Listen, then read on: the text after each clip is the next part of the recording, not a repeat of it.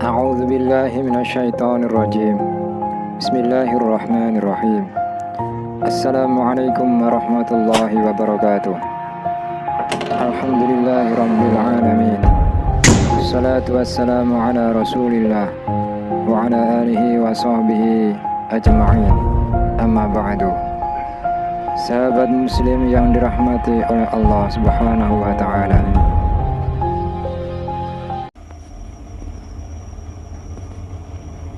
Nabi Sulaiman alaihissalam merupakan salah satu dari 25 nabi yang diutus oleh Allah Subhanahu wa taala. Seperti kisah nabi yang lainnya, kisahnya banyak disebutkan melalui ayat-ayat firman Allah Subhanahu wa taala di dalam Al-Qur'an. Menariknya, kisahnya tersebar melalui ayat-ayat di surah yang berbeda dalam Al-Quran,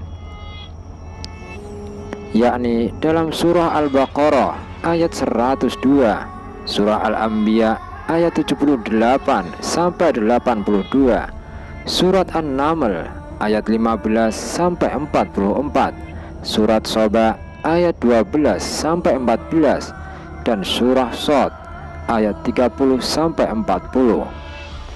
Selain sebagai nabi dan raja, Nabi Sulaiman atau Salomo merupakan seorang bangsa Israel dari suku Yahuda. Silsilah Nabi Sulaiman yakni Sulaiman bin Daud bin Isha bin Uwaid bin Abir bin Salmon bin Nakhshon bin Awinadab bin Aram bin Hasrun bin Farid bin Yahuza bin Yakub bin Ishaq bin Ibrahim alaihissalam.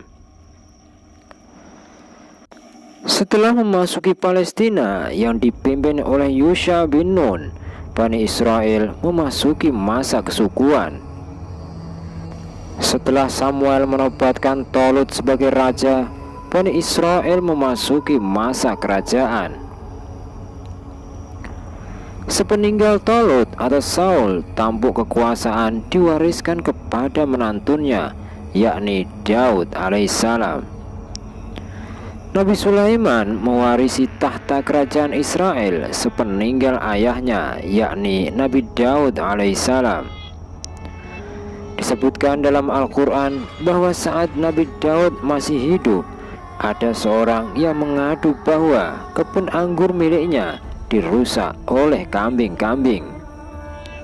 Kemudian disebutkan bahwa Nabi Sulaiman memberikan keputusan yang lebih tepat terkait permasalahan tersebut.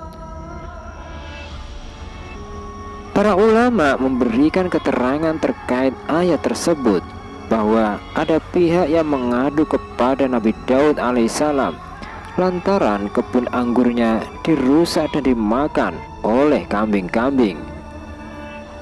Nabi Daud alaihissalam memberikan keputusan bahwa pemilik kebun akan diberikan ganti rugi. Namun Nabi Sulaiman alaihissalam berpendapat bahwa pemilik kambing harus menyerahkan kambingnya sementara kepada pemilik kebun, sehingga pemilik kebun tersebut dapat memanfaatkan kambing tersebut seperti diambil air susunya.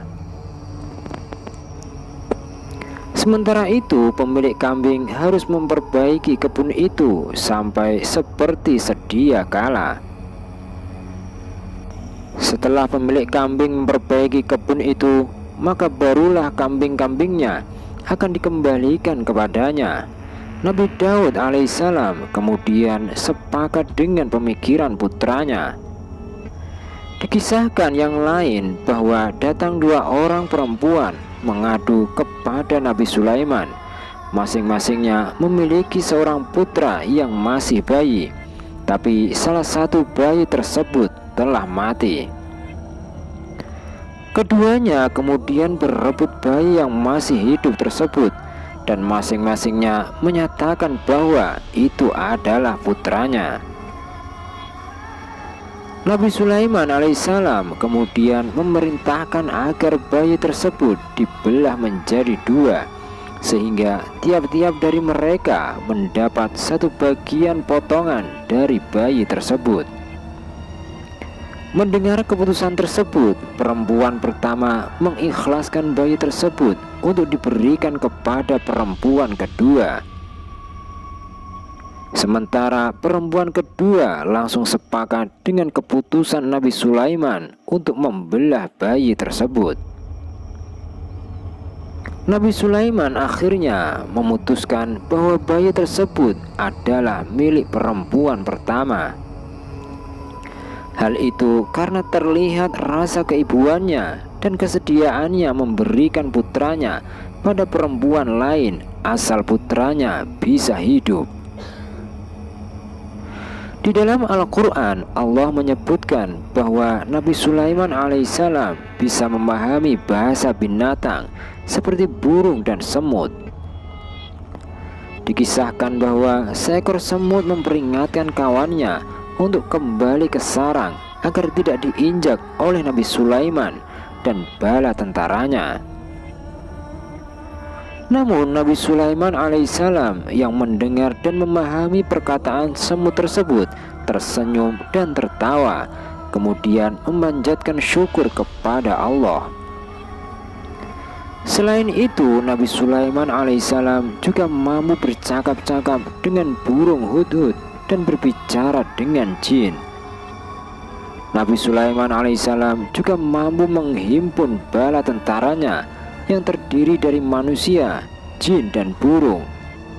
Beliau juga mampu memerintahkan burung hudhud membawa pesan dan menguping pembicaraan manusia, serta beliau juga mampu menawan setan dan memerintahkan mereka untuk membangun dan menyelam di dalamnya.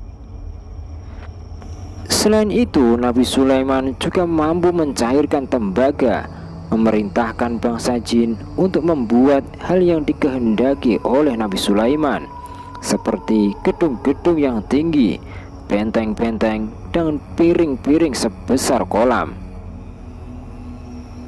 Diceritakan dalam Al-Quran bahwa pada suatu sore hari Nabi Sulaiman diperlihatkan kuda-kuda yang jinak dan cepat larinya, dan dia memperhatikan mereka sampai hilang dari pandangannya. Setelah itu Nabi Sulaiman memerintahkan agar kuda-kuda itu dibawa kepadanya, dan dia kemudian mengusap leher dan kaki kuda-kuda tersebut. Terkait ayat ini terdapat beberapa tafsiran ulama. Tafsiran pertama menyebutkan bahwa yang hilang dari pandangan adalah matahari. Sedangkan tafsiran mengusap leher dan kaki kuda diartikan sebagai menyembelih atau memotong. Maknanya dari ayat itu adalah bahwa Nabi Sulaiman memperhatikan pertunjukan kuda-kuda tersebut hingga matahari terbenam. Hal itu membuat Nabi Sulaiman alaihissalam terlupa untuk melaksanakan ibadah di sore hari. Atas kejadian itu, Nabi Sulaiman alaihissalam memerintahkan agar kuda-kuda tersebut disembelih karena telah melalaikannya dalam beribadah. Sedangkan menurut tafsiran kedua menyatakan bahwa yang hilang dari pandangan itu adalah kuda-kuda itu sendiri. Dan yang dimaksud mengusap leher dan kaki kuda adalah mengusap keringat dari kuda-kuda tersebut. Allah juga menundukkan angin yang dapat berhembus ke arah yang Nabi Sulaiman inginkan.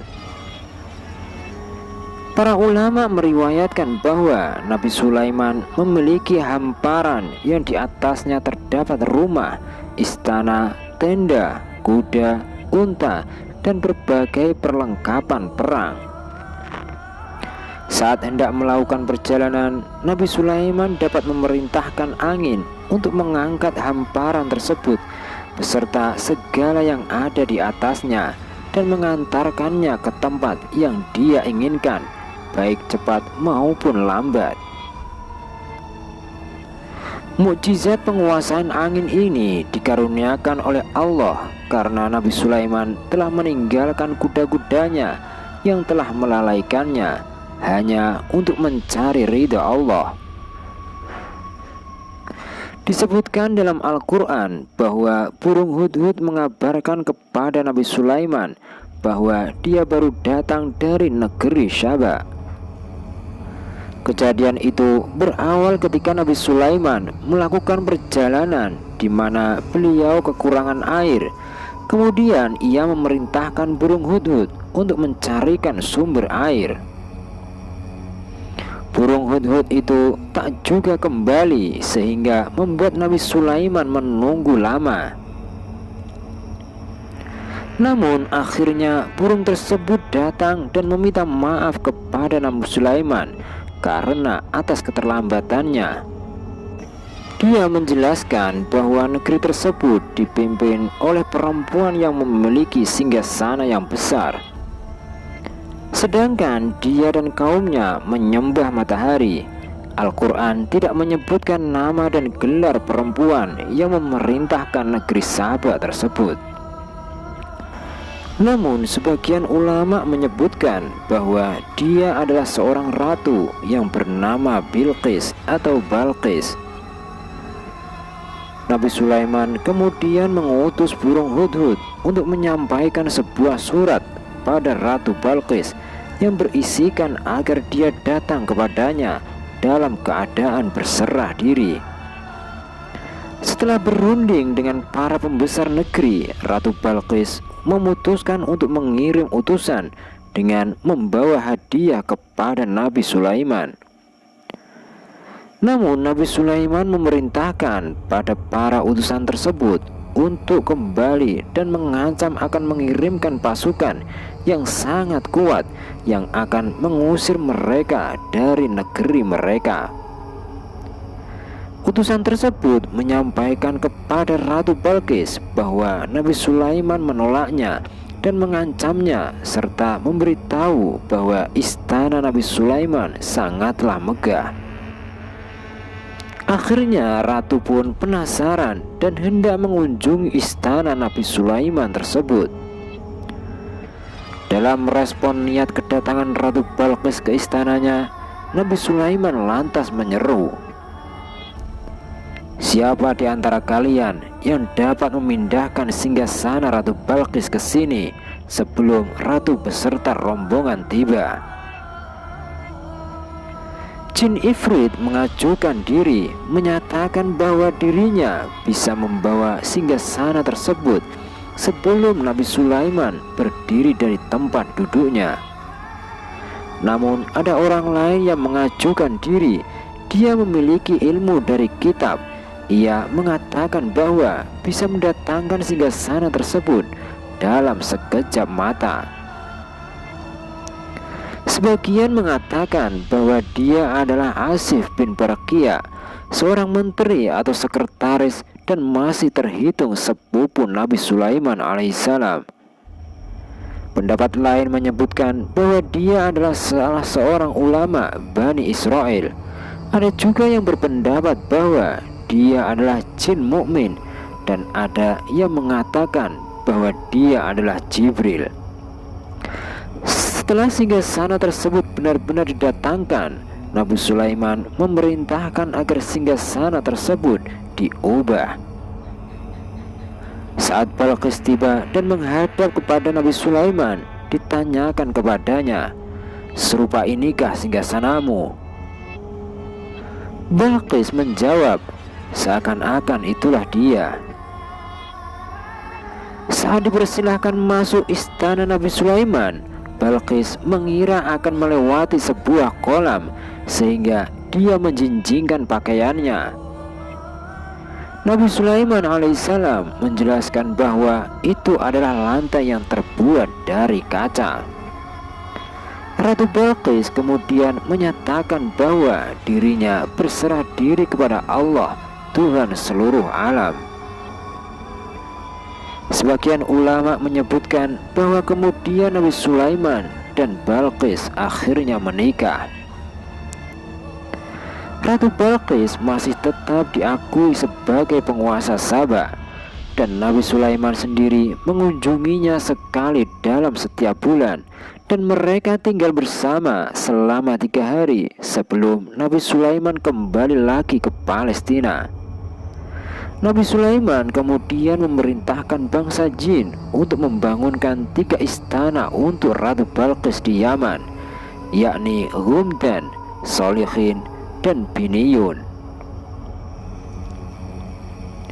Disebutkan bahwa Allah menganugerahkan jin-jin kepada Nabi Sulaiman yang memiliki kekuatan untuk mengendalikan bangsa jin dan binatang.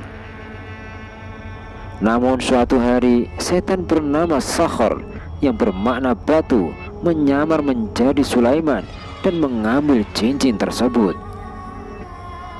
Hal itu membuat Nabi Sulaiman terusir dari istana dan hidup terlunta-lunta selama 40 hari. Setan tersebut kemudian membuang atau menjatuhkan cincin tersebut ke laut. Lantas cincin itu dimakan oleh ikan di sana. Singkatnya, ada nelayan yang menangkap ikan tersebut, dan nelayan itu memberikan ikan itu kepada Nabi Sulaiman untuk dimakan. Setelah didapati bahwa di dalam perut ikan itu ada cincinnya, maka Nabi Sulaiman mendapat kekuatan dan kekuasaannya kembali. Al-Quran menyebutkan bahwa tidak ada yang mengetahui kematian Nabi Sulaiman sampai tongkat penyangganya keropos dimakan rayap dan membuat tubuh Nabi Sulaiman jatuh tersungkur.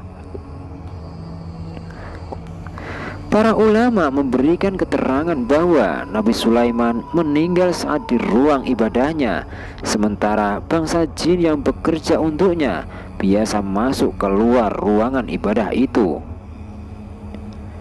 Saat tubuh Nabi Sulaiman tersungkur, mereka langsung keluar dan mengabarkan pada manusia bahwa Nabi Sulaiman telah wafat. Dalam keterangan yang lain disebutkan bahwa bangsa jin langsung melarikan diri dari tugas-tugas mereka. Nabi Sulaiman wafat saat berusia kisaran 50 tahun lebih. Sebagian ulama menyebutkan angka 52 tahun. Disebutkan bahwa pada hari kiamat kelak Allah menjadikan Nabi Sulaiman sebagai hujjah atau alasan bagi para penguasa dan orang-orang kaya. Maknanya adalah orang-orang di hari kiamat kelak tidak bisa beralasan bahwa mereka tidak bisa beribadah karena disibukkan dengan kekayaan dan kekuasaannya. Hal itu lantaran Nabi Sulaiman yang kekuasaannya lebih besar dan kekayaannya lebih banyak saja tetap taat beribadah kepada Allah. Nabi Sulaiman alaihissalam pernah memanjatkan doa kepada Allah Subhanahu wa Ta'ala untuk diturunkan mukjizat dan harta kekayaan yang melimpah yang tidak ada yang bisa menandinginya setelahnya. Doa tersebut bahkan diabadikan dalam Al-Quran, yakni surat An-Naml ayat 35. A'udzu billahi minasyaitonir rajim. Qala rabbi ighfirli wa habli mulkan la yanbaghi li ahadin min ba'di innaka antal wahhab. Artinya, dia berkata, wahai Tuhanku, ampunilah aku dan anugerahkanlah kepadaku kerajaan yang tidak patut dimiliki oleh seorang pun sesudahku. Sesungguhnya Engkaulah yang Maha Pemberi. Quran surat An-Naml ayat 35. Wallahu a'lam bishawab. Jangan lupa ya guys, like, share, dan subscribe. Semoga bermanfaat. Amin.